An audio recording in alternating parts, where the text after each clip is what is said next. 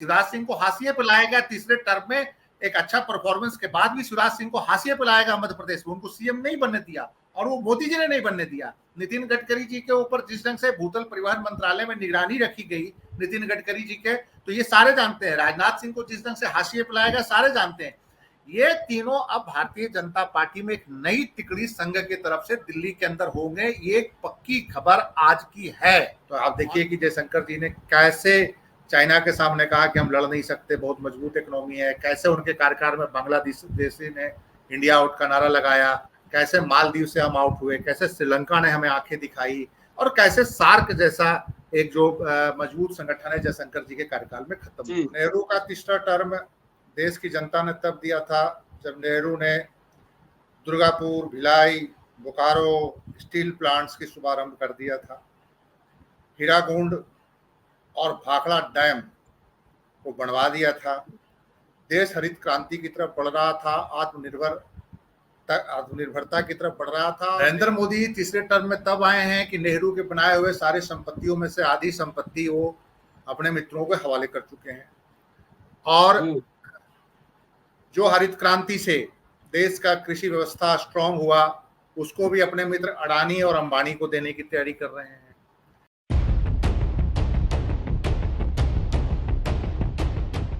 संजीव जी,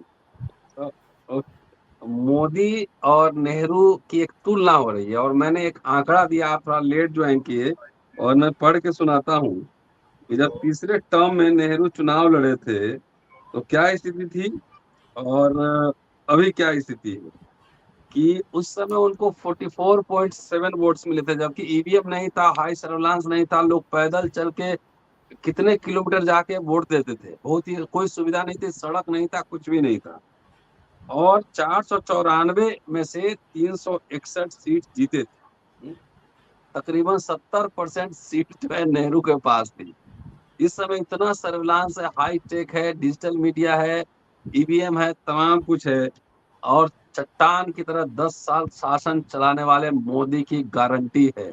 अब झुके झुके सरकार नजर आते हैं। 24 में उनको 240 सीटें मिली हैं और तकरीबन 36% वोट है। मोदी और नेहरू कितने दूर कितने पास, सीधा और सीधा लग रहा है कि कॉर्पोरेट मिनिस्ट्री। संजीव जी, 2 सवाल एक साथ आपको मैंने जड़ दिए। देखिए, नरेंद्र मोदी का तीसरा टर्म और नेहरू का तीसरा टर्म जी। नेहरू का तीसरा टर्म देश की जनता ने तब दिया था जब नेहरू ने दुर्गापुर, भिलाई, बोकारो स्टील प्लांट्स की शुभारंभ कर दिया था। हीराकुंड और भाखड़ा डैम को बनवा दिया था। देश हरित क्रांति की तरफ बढ़ रहा था, आत्मनिर्भरता की तरफ बढ़ रहा था। और नेहरू जी जो देश की 1947 में आजादी के बाद जब इकोनॉमी हुई थी, जब इकोनॉमी जो बहुत ही जर्जर अवस्था में थी, उस इकोनॉमी को स्ट्रॉन्ग करके नेहरू जी तीसरे टर्म में आए थे। नरेंद्र मोदी तीसरे टर्म में तब आए हैं कि नेहरू के बनाए हुए सारे संपत्तियों में से आधी संपत्ति वो अपने मित्रों के हवाले कर चुके हैं, और जो हरित क्रांति से देश का कृषि व्यवस्था स्ट्रांग हुआ उसको भी अपने मित्र अडानी और अंबानी को देने की तैयारी कर रहे हैं। जो रेलवे का इंफ्रास्ट्रक्चर नेहरू ने तैयार किया उसको बेचने की तैयारी हो रही है।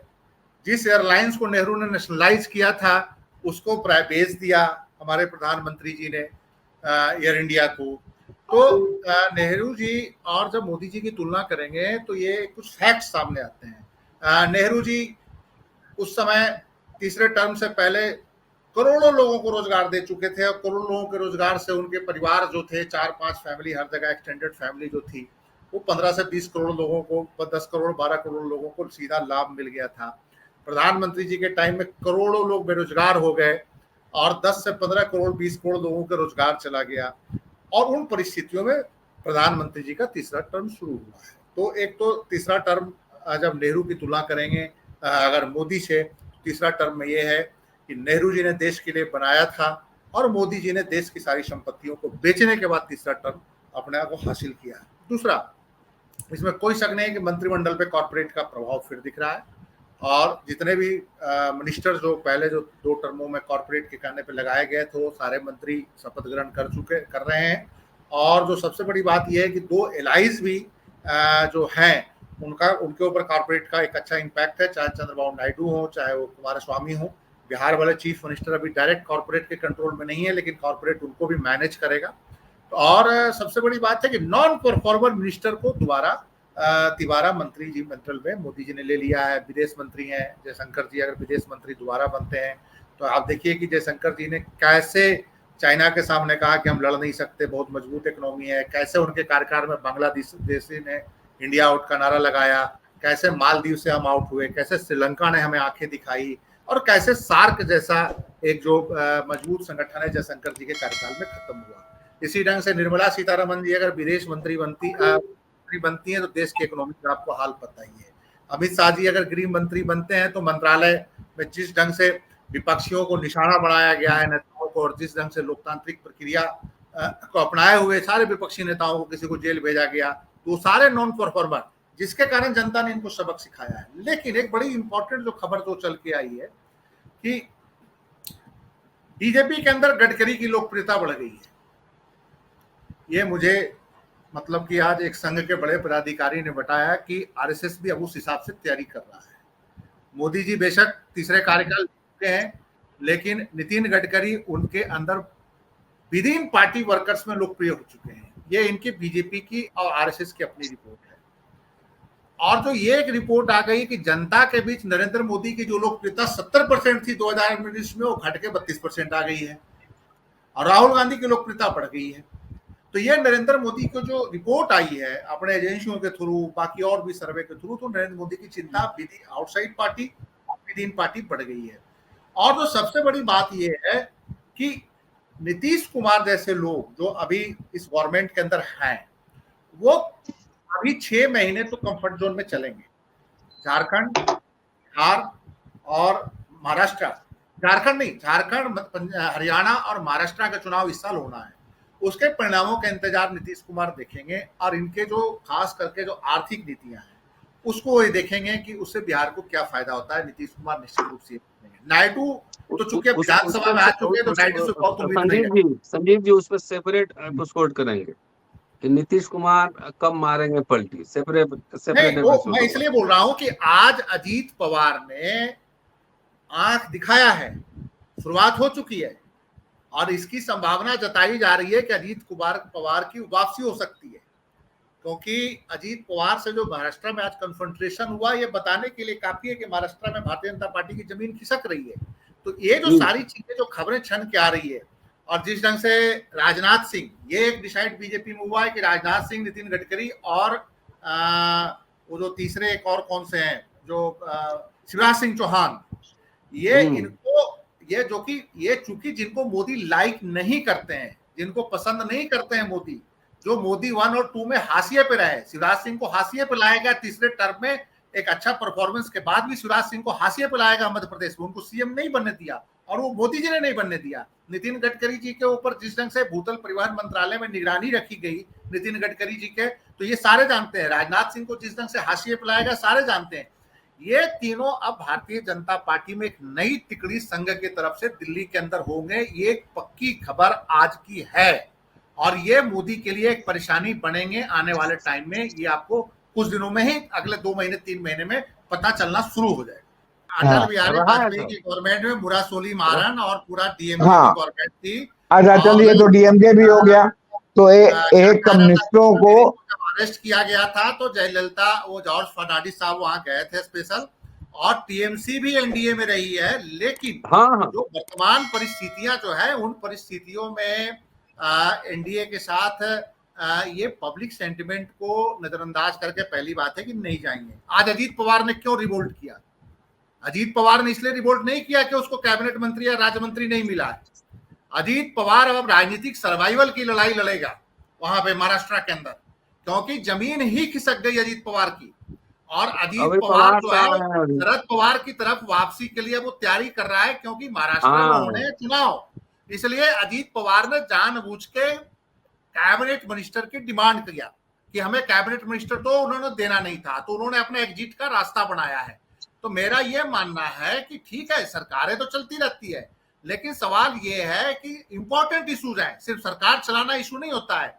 इश्यूज है फेडरल स्ट्रक्चर, इशू है गवर्नर जिस ढंग से पावर को मिसयूज कर रहे थे इस देश के अंदर 5-7 राज्यों में। आरिफ मोहम्मद खान, वो रवि, बनवारी लाल पुरोहित, वो वहां एक घोष जी जो बैठे हुए हैं, क्या कहा जाता है बंगाल में, एक ये क्या कहा जाता है यहाँ दिल्ली में बैठा है सक्सेना साहब। ये जो अपोजिशन की सरकारों को थ्रू गवर्नर जो डिस्टर्ब किया जा रहा था, उसको रोकना, उसको किस ढंग से मिसयूज करेंगे। जो फाइनेंशियल जो क्रंच है स्टेटों के पास, जिस ढंग से स्टेट्स लड़ रहा है इनके खिलाफ, तो वो जो स्टेट्स जो लड़ रहे हैं दिल्ली के अंदर आके, वो कितना स्ट्रांगली लड़ेंगे। और अगर वो स्ट्रांगली लड़ेंगे तो निश्चित रूप से मोदी जी की समस्या बढ़ेगी। देखिए, विपक्ष अब पहले की तरह कमजोर नहीं है, विपक्ष के पास मुद्दे बहुत हैं। जैसे ईवीएम का मुद्दा है, सूरज जी अनम्यूट कीजिए। इलेक्शन कमिश्नर का मुद्दा है, जैसे इलेक्शन कमिश्नर के मुद्दे पर जिस ढंग से सुप्रीम कोर्ट के जज को कॉलेजियम से बार किया गया है, तो इन मुद्दों पे अपोजिशन जो है जब अब लगातार जनता के बीच जाएगा, राहुल गांधी 1 साल जनता के बीच गए, रिजल्ट आया कि नहीं आया। हाँ, अगर विपक्ष के एमपी या विपक्ष की पार्टियां फिर 5 साल वही कि 4 साल मजे लो और 1 साल इलेक्शन मोड में आएंगे, तब तो ये सरकार चल जाएगी। लेकिन अगर पहले दिन से विपक्ष ये तय कर लेगा कि हमको जनता के बीच जाना है और हर मुद्दों पे इनको घेरना है, तो मैं समझता हूं कि नरेंद्र मोदी जी 3 राज्यों में सबसे पहले हार जाएंगे। और ये सरकार 3 राज्य में अगर बीजेपी हार गई, झारखंड, महाराष्ट्र और हरियाणा के अंदर, तो आप मान के चलिए कि सरकार अपने भार से गिरेगी, ये तय है। नरेंद्र मोदी जी, आप ही लोग कहते थे ना कि नरेंद्र मोदी जी हार नहीं सकते, खुदा हैं, ईवीएम मैनेज होगा। ईवीएम मैनेज क्यों नहीं कर लिया यूपी में, ईवीएम मैनेज बिहार में क्यों नहीं कर लिया। अगर आप उड़ीसा में सोच रहे हैं तो उड़ीसा में नवीन पटनायक जी, हमने जितने लोगों से बात करी है, उड़ीसा के अंदर नवीन पटनायक अपने करतूतों से आ रहे हैं। उड़िया अस्मिता का मसला था और जनता ने बीजेपी को वहां वोट दिया है। कांग्रेस के वहां पे हम रतन लाल जी से कई बार बोलते थे कि हमें ये मैसेज आता है कि कांग्रेस के लोग उड़ीसा में एक्टिव क्यों नहीं होते। कांग्रेस के लोग अगर वहां 4 साल 3 साल एक्टिव रहते तो उड़ीसा में आज कांग्रेस की सरकार होती। लोग वहां देख रहे थे कि विपक्ष कौन है, नवीन पटनायक से ऊब चुके थे और नवीन पटनायक को जनता ने उतारा है। कोई ईवीएम का गेम नहीं है, नवीन पटनायक को जनता ने उनके मुंह पे तमाचा मारा है, क्योंकि वो अपना उत्तराधिकारी एक IAS अफसर को बना रहे थे और वो उड़िया अस्मिता का जो मसला उठा हो गई। एक सवाल में संजीव जी से ले लूं, 1 सेकंड सूरज जी, आप लीजिए, ले लीजिए। चलिए, संजीव जी को बधाई कि आपने जो बात कही कि जिसको जितना हिम्मत होगा उतने लगाना। 2 पार्टी है दलितों की बिहार में, हम पार्टी, एक कैबिनेट मिनिस्टर बने और उधर से एक पार्टी चिराग पासवान से कैबिनेट बने, और राजपूत एक भी नहीं बना। लेकिन भूमियार लोग 2 बन गए मंत्री, ललन सिंह बन गए, गिरिराज सिंह बन गए, अभी तक जो हम देख पा रहे हैं। हो सकता है तीसरा भी आ जाए, लेकिन 2 तो कम से कम कंफर्म है। तो संजीव जी को बधाई दे दिया जाए जेपी सर, राजपूत लोग गायब हो गए, भूमियार इन हो गए। नहीं, ये हमारे संजीव भाई में राजपूत भूमियार लगे कोई विवाद नहीं। नहीं, लेकिन आंकड़े तो कह रहे हैं राजपूत मंत्री बनेंगे। अभी तो चल रहा है मंत्रिमंडल, ये तो हो ही नहीं सकता कि राजपूत को इग्नोर कर दे, इतनी इनकी हिम्मत ही नहीं है। पहली बात तो ये, जरूर 2-3 मंत्री बनाएंगे, इनकी इतनी हिम्मत नहीं है कि राजपूत को इग्नोर कर दें। अगर राजपूत को इग्नोर कर रहे हैं तो उनका मजाक फिर ये चखेंगे कई राज्यों में। पहली बात तो ये है, ये 100% मान के चलिए, इसलिए इनको इग्नोर नहीं करता। हाँ, ये जरूर है कि उत्तर प्रदेश में जहां जहां मोदी गए, देखिए आदित्यनाथ को बलि की बकरा बनाया जा रहा है, लेकिन आप ध्यान से देखिए जहां जहां मोदी गए वही सीट भाजपा हार गई। और अब जो रिपोर्ट्स आ रही हैं कि भारतीय जनता पार्टी के अंदर जिस ढंग से वहां पे भीतरघात हुआ, उसमें योगी जी का कोई रोल नहीं था, बहुत तमाम लोगों का रोल था, दूसरे लोगों का, लेकिन अकेला वो योगी जी के मत्थे डालना चाहते हैं कि योगी जी ने सारा करवा दिया। ये नहीं दिखा रहे हैं कि जनता का रिजेंटमेंट था, जनता नाराज थी। अयोध्या जैसे शहर में लोगों ने खुल के बोला कि यहाँ पे व्यापार किया जा रहा है धर्म का, अयोध्या में लोगों ने खुल के विरोध किया। अब उसमें योगी जी क्या करेंगे या उसमें जेपी सिंह की बिरादरी क्या करेगी, जब जनता काम ही जनता का आपने नहीं किया तो अकेला राजपूत समाज कितना वोट देके इनको जिता देगा। लेकिन आप खुश नजर आ रहे हैं, आपके दो भूमियार मंत्री बन गए बिहार से, आपकी बांझे खिली हुई है। अरे सर, ये सब देखिए कहावत है, ये सब मतलब कि ये सब मुखौटा होते हैं। इन सबों को क्या है, क्या पावर होगा, कहाँ साइन करेंगे, इन सबको कौन जानता है। ना श्री कृष्ण सिंह हो सकते हैं और ना वो किसी जमाने में LP शाही होते थे, कृष्णा शाही, वो भी नहीं हो सकते। इन सबों के पास चलिए फाइल सूरज जाता भी है कि नहीं जाता है कोई पता नहीं। संजीव जी, जेपी सर पत्रकार की चर्चा कर रहे हैं, पत्रकार है कि पूर्व पत्रकार है? आपके पास बहुत इन्फॉर्मेशन रहता है, जो पूरा यूपी का पॉलिटिक्स डिसाइड करते हैं, और इवन योगी जी को बाईपास करके भी टिकट बंटवाए हैं। अब वो चैनल मालिक हैं, वो पत्रकार नहीं है, वो चैनल मालिक हो गए हैं। आपका चैनल मालिक हो गए हैं। संजीव जी को जी ज्यादा पता होगा। नहीं, वो बहुत पावरफुल है, वो कल्याण सिंह के जमाने से पावरफुल है। संघ अच्छा। और भाजपा में वो कल्याण सिंह के जमाने से बहुत ताकतवर रहे हैं, और उत्तर प्रदेश के एक प्रमुख पत्रकारों में थे, बाद में वो दिल्ली आ गए। चलिए नाम वाम तो क्या लेना, ठीक है, वो सत्ता नाम में नहीं है लेना तो है, अकेला। खाली इशारा। सवाल वो नहीं है, सवाल वो नहीं है, वो सत्ता में अकेले नहीं है। बेसिकली ये जो लोग हैं, छोटे छोटे खिलाड़ी हैं।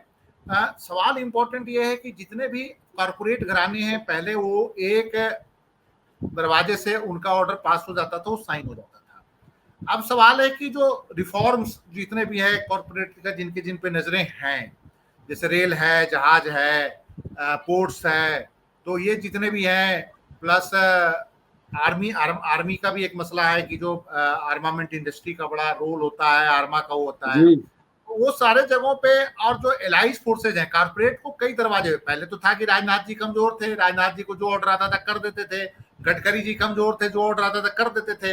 अब ये सट करेंगे, तो बेसिकली जो कारपोरेट जो घराने हैं, उनको कई दरवाजों पे जाना पड़ेगा, उनकी चिंता ये बढ़ गई है।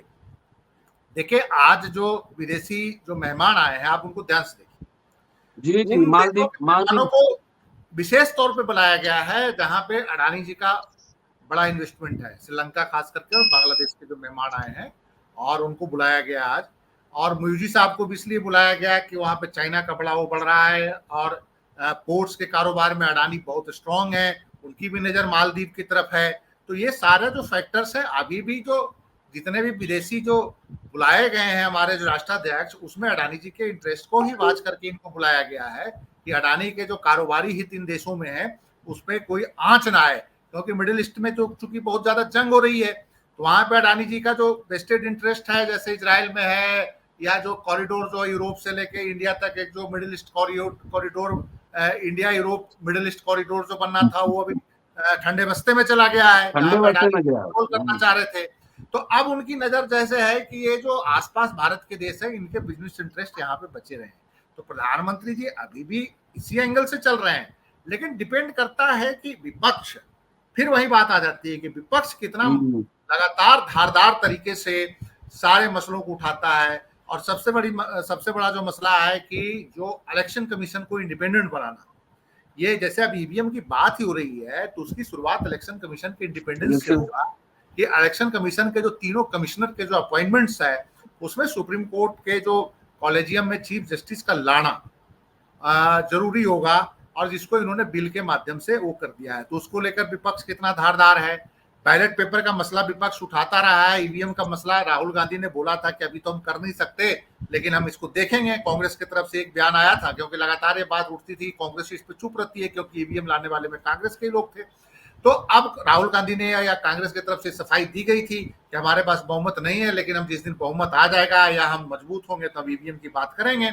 तो ईवीएम की बात भी अब विपक्ष उसी हिसाब से देख रहे हैं कि जब से चुनाव हुआ है, तो अभी ईवीएम को लेकर कुछ चंद्रबाबू नायडू खुद उसके खिलाफ कोर्ट में गए थे, सुप्रीम कोर्ट। चंद्रबाबू नायडू ने कहा था कि 50% वीपैट का गिनती हो, तब उसी समय उसी केस में कहा गया था कि 50% तो नहीं, लेकिन हर विधानसभा में 5 बूथों का वीवीपैट को हम मिलान करेंगे।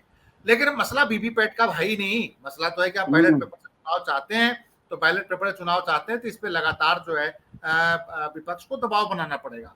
तो ये जो सारे मसले हैं, रोजगार बेरोजगार, देखिए ये मसले ऐसे है ना, ये मसला मोदी जी से हल नहीं होगा, क्योंकि मोदी जी उस पे चलेंगे कि अपने मित्रों को कितना फायदा दिलवाना है। तो विपक्ष के पास बहुत मौका है। अब 240 के करीब विपक्ष है भाई, 72 ही ज्यादा है ना, जिस ढंग से प्रेजेंट किया जा रहा है। नेहरू के बराबर है, नेहरू के बराबर है। अरे नेहरू के बराबर कहाँ थे? नेहरू तो फुल मेजोरिटी के साथ 300 से ज्यादा सीटें लेके आए थे। आप 240 वो आंकड़ा मैंने बता दी पहले, वो आंकड़ा मैंने पहले बता दिया कि नेहरू तो अब आप नेहरू से तुलना कर रहे हो अपने आप को। नेहरू बनना आसान नहीं है, फर्जी किताबें लिखवा देने से आप नेहरू नहीं बन सकते। नेहरू तो आजादी के आंदोलन में 9 साल जेल में रहे कि 6 साल जेल में रहे, 6 साल या 9 साल 9 साल रहे। नेहरू बनना इतना आसान है? गर्मी में जेल में रुकना इतना आसान होता है? गर्मी के महीने में 3 महीना कोई गर्मी काट ले, उस समय तो एयर कंडीशन पंखा पुंखा पता नहीं जेल में मिलता था कि नहीं बनता था। एक इतना अमीर ज्यादा फैमिली का आदमी जेल 9 साल काट लिया हो, नेहरू बनने के लिए लोग चलते हैं। मैं तो हैरान होता हूँ कि नेहरू बनना 2 मिनट के हम नेहरू बन जाएंगे। नेहरू से अपनी तुलना करने लगते हैं। एक दिन जरा काट ले बिना एसी के मान जाए, अपने घर में ही काट ले, जेल तो बहुत दूर की बात है। तो नेहरू बनना आसान नहीं है। नेहरू ने जिस देश में कर दिया उसका अगर 1% भी एक कर देंगे तो बहुत है। हाँ, ये जरूर किया कि नेहरू ने जो जो चीजें बनाई थी उसको बेच रहे हैं। इसरो बना दिया, एम्स बना दिया, बना दिया, वो बेचे जा रहे हैं। खटाखट खटाखट जो भाषा का इस्तेमाल हुआ था ना, खटाखट खटाखट, वो लगातार बेचे जा रहे हैं। तो मसला ये है कि अब विपक्ष इस समय मजबूत है। विपक्ष के नेता कोई कारपोरेट दबाव में नहीं आए। मुझे पता है कि टीएमसी पे भी कारपोरेट का प्रेशर होगा, अडानी साहब का वहां भी इंटरेस्ट है, अखिलेश जी भी अंबानी फैमिली के नजदीक है। जेपी सिंह जी माने ना माने, अनिल अंबानी से उनकी बड़ी नजदीकियां रही हैं अखिलेश यादव की। अनिल अंबानी तो अब बैंकरप्ट हो गए हैं। नहीं, करप्ट हो गए, लेकिन मोदी जी के नजदीक आज भी अनिल अंबानी बहुत है। राम मंदिर को देखिए अंबानी जी कोई सपा के करीब नहीं थे। अंबानी जी अमर सिंह के करीब थे।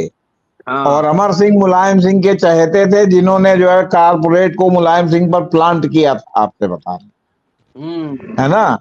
तो आप ये मत सोचिए कि जो है वो अखिलेश उस तरह के जो है क्या कहते हैं मतलब हैं, या तेजस्वी उस तरह के हैं।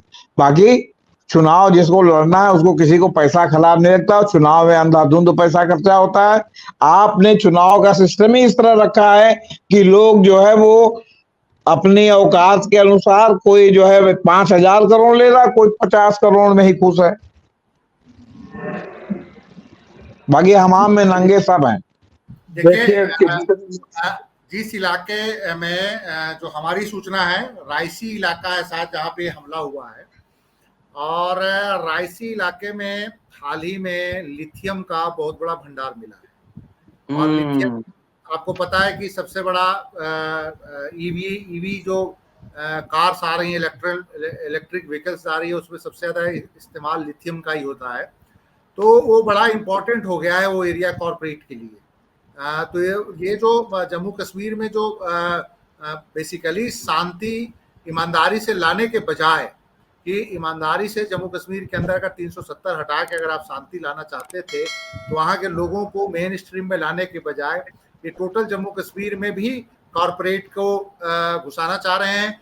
और उसका नुकसान, और ये सिर्फ मसला सिर्फ मुसलमानों के इंटरेस्ट का नहीं है, ये मसला वहाँ के हिंदू और बुद्धिस्टों का इंटरेस्ट का है। और लद्दाख में आप देखिए, लद्दाख में जिस ढंग से 28,000 एकड़ लैंड कॉर्पोरेट ने परचेज किया है, जिसका विरोध वो सोनम वांगचुक ने किया कि एक तरफ चाइना घुस के हमारा लैंड को कब्जा कर रहा है, हमारे चारागाहों को, और दूसरी तरफ एक लद्दाख के एरिया में कॉर्पोरेट हमारी जमीनों पे कब्जा कर रहा है। तो बेसिकली आपने 370 हटाया है तो जम्मू कश्मीर के बुद्धिस्ट, जम्मू कश्मीर के हिंदू और जम्मू कश्मीर के मुसलमानों के इंटरेस्ट को वॉच करने के लिए हटाया है, या कॉर्पोरेट के हितों को बेनिफिट देने के लिए वहां पे 370 हटाया है? ये एक अहम सवाल है आने वाले टाइम में। जम्मू कश्मीर की जब बात आ रही है तो मैं आपको एक बात बताता हूँ। जम्मू कश्मीर और मणिपुर की बात जब सूरज सर ने बोली है तो मैं 2 बातें बताता हूँ जी। जम्मू कश्मीर में 2 फैमिली पार्टियां हैं, एनसी और पीडीपी। दोनों के फैमिली सुप्रीम हार गए। महबूबा हार गई पूरी तरह से, जनता ने रिजेक्ट कर दिया कि तुम लोग हमारे इंटरेस्ट को बेच रहे हो। देखिए, जम्मू कश्मीर के लोग डेमोक्रेटिक है, जम्मू कश्मीर के लोग भारत के मेन स्ट्रीम में रहना चाहते हैं, लेकिन पॉलिटिकल ग्रुप्स उनको मेन स्ट्रीम में लाना नहीं चाहते क्योंकि उन्होंने वहां के रिसोर्सेज को लूटने का ठेका ले रखा है। और उमर अब्दुल्ला हारे बारामूला से। उमर अब्दुल्ला एनसी के जो सुप्रीम है उनको जनता ने रिजेक्ट किया, और पीडीपी की सुप्रीम थी महबूबा, उसको भी जनता ने रिजेक्ट किया। एक इंजीनियर जो जेल में बंद है वहां से बारामूला से जीत गया। अब मणिपुर की स्थिति देखिए, मणिपुर की दोनों सीटों पे भाजपा पूरी तरह से हारी है। और दिलचस्प बात है, तो वहां पे लड़ाई जो दंगा हुआ मैतैयों और कुकियों के बीच था, सेंट्रल गवर्नमेंट उसमें चुपचाप देखती रही, एक दूसरे को लोग जान के वो हो गए। लेकिन इनर मणिपुर, आउटर मणिपुर, दोनों सीटों पे, एक सीट पे मैतई हावी थे और दूसरे सीट पे कुक्की जो हावी थे, दोनों सीटों पे बीजेपी को स्थानीय जनजातियों ने हरा दिया। मैतैयों को भी कहना है कि बीजेपी ने इसमें गेम किया, और कुक्की जो ने भी कहा कि इसमें बीजेपी ने गेम किया, और दोनों ने मिलकर बीजेपी को दोनों सीटों पे हराया। तो ऐसा नहीं है कि जनता समझ नहीं रही है। जम्मू कश्मीर में 2 फैमिली को जो चोट मारा है इन्होंने, और जिस ढंग से बीजेपी को लद्दाख में तीसरे नंबर पे जनता ने भेज दिया, लद्दाख में बीजेपी तीसरे नंबर पे गई, कश्मीर रीजन में महबूबा मुफ्ती और उमर अब्दुल्ला को जनता ने रगड़ दिया। इससे पता चलता है कि क्या मुसलमान, क्या बुद्धिस्ट और क्या हिंदू, सब जो है, सबको समझ है कि हमारे साथ इस देश के लोग, जो शासक वर्ग है, कैसे हमारी चमड़ी को उतार रहा है। मणिपुर के लोगों को भी पता है कि इस एरिया के रिसोर्स पे कब्जा करने के लिए कुछ कारपोरेट घराने और लोगों, सरकार ने जनता को आपस में वहां लड़वा दिया। आज दोनों सीटें कांग्रेस जीत गई। उसमें हमको लगता है कि जेएनयू के प्रोफेसर साहब जीते हैं कांग्रेस की टिकट पे, इधर मणिपुर पे जेएनयू के प्रोफेसर हैं शायद जो जीते हैं, इंटरनेशनल रिलेशन के हैं, साइकोलॉजी के हैं, पता नहीं किस डिपार्टमेंट के हैं। तो मेरा ये मानना है कि जनता इस बात को समझ रही है। शानदार बातचीत, और इतनी सूत्र इसमें निकलते हैं। मैं बहुत कुछ सीखता हूँ संजीव जी से, सूरज जी से, जेपी सर से। और मैं पत्रकारिता का छात्र नहीं हूँ, इतिहास पढ़ाता हूँ, लेकिन इस बहस के दौरान मेरी तंतुएं खुलती हैं, सोचने समझने का तरीका बदलता है। आप भी सुनिए, पूरे फैमिली बच्चों को सुनाइए, और शेयर सब्सक्राइब करते रहिए। कल फिर हम लोग मिलेंगे, कुछ खास चर्चा करेंगे। शुक्रिया, देखते रहिए Ambedkar now. Thank you sir, thank you.